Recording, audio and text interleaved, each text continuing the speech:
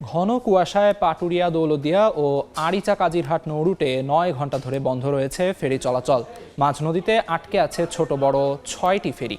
এই মুহূর্তে পাটুরিয়া ঘাটে আছেন রিপোর্টার মোহাম্মদ ইউসুফ আলী। সবশেষ পরিস্থিতি জানতে সরাসরি চলে যাচ্ছি তার কাছে। ৯.৫ ঘন্টা অতিবাহিত হয়ে গিয়েছে, এই নৌরুটগুলো বন্ধ রয়েছে।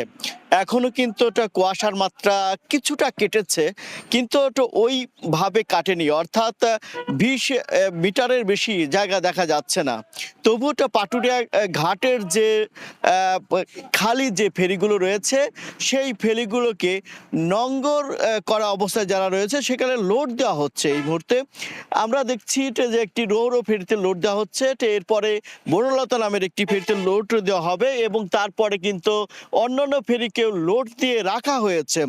এবং কি এই রোডগুলোতে যেহেতু দীর্ঘ প্রায় ৯.৫ ঘন্টা ধরে বন্ধ আছে, দীর্ঘ সারিতে এইটা ঘাটগুলোতে এখন যানবাহনের দীর্ঘ সারি, অর্থাৎ দুর্দশা দুর্ভোগ ভোগান্তি কিন্তু আমরা চরম আকার দেখেছি। সেই রাত ১টা থেকে এখন পর্যন্ত রয়েছে এবং এখন পর্যন্ত কিন্তু ফেরি চলাচল বন্ধ রয়েছে। আমরা ঘাট কর্তৃপক্ষের সাথে কথা বলেছিলাম।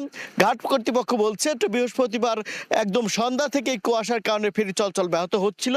রাত ১০টার পর থেকে কিন্তু ফেরি চলাচল একদম সীমিত আকার আনা হয়। কারণ হচ্ছে কি, এই ফেরি চলাচলের যে বিকন বাতি এবং মার্কিং পয়েন্টের কিছুই দেখা যাচ্ছিল না।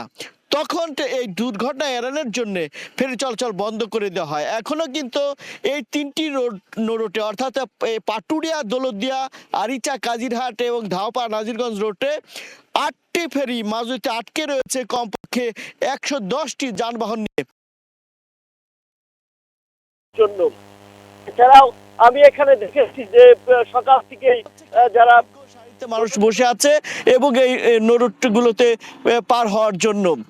এছাড়াও আমি এখানে দেখেছি যে সকাল থেকেই যারা ছোট ছোট ট্রলার এবং কি যারা নিষেধাজ্ঞা অমান্য করে বিআইডব্লিউটিসি এবং টিএর তারা কিন্তু এখান থেকে পার হয়ে গিয়েছে, অর্থাৎ অতি জরুরি যাদের তারা কিন্তু জীবনের ঝুঁকি নিয়ে এই এই নৌরুটগুলোটা তারা পার হচ্ছে। এই ছিল আমার কাছে পাটুরিয়া ঘাট থেকে কুয়াশা এবং শীতের সর্বশেষ তথ্য।